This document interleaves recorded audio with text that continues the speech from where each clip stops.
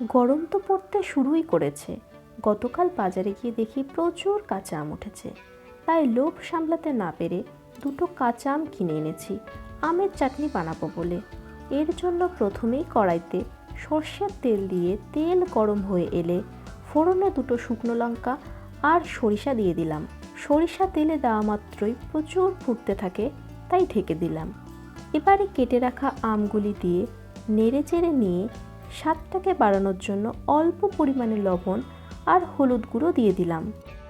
আম যত টক হবে আমের চাটনি তত ভালো হবে এবং আম তেলে দেওয়ার সঙ্গে সঙ্গেই গলে যাবে।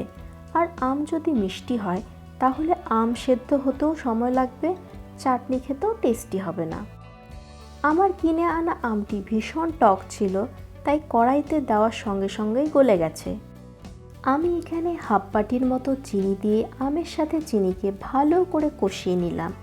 অনেকেই বলে চাটনি নাকি জেলি জেলি হয় না। তোমরা একটু বেশি পরিমাণে চিনি দেবে, দেখবে প্রত্যেকটা চাটনি জেলি জেলি হবে। দেখো এখানে চিনি গলে কতটা সুন্দর কালার এসেছে। তোমরা চাইলে এই অবস্থাতেও নামিয়ে নিতে পারো, তবে এটি ঠান্ডা হলে একদম আচারের মতো হয়ে যাবে, তাই আমি একটু জল অ্যাড করব। এবারে ফুটন্ত গরম জল দিলাম। তোমরা যে যেরকম গাঢ়ত্ব রাখতে চাও সেই হিসেবে জল দেবে। এতক্ষণে চাটনি ফুটেও অনেকটা কমে এসেছে। এবারে চাট মশলা আর ভাজা ধনে জিরে গুঁড়ো দিয়ে নামিয়ে নেব।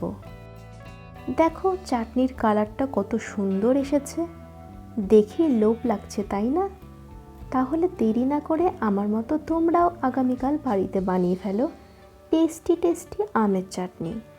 ভিডিওটি ভালো লাগলে লাইক করে চ্যানেলটিকে সাবস্ক্রাইব করে দিও। পরবর্তীতে তোমরা কোন রেসিপিটি দেখতে চাও অবশ্যই কমেন্ট বক্সে জানাতে ভুলো না। ভালো থেকো, সুস্থ থেকো, আবারও আসবো নতুন একটি ভিডিও নিয়ে।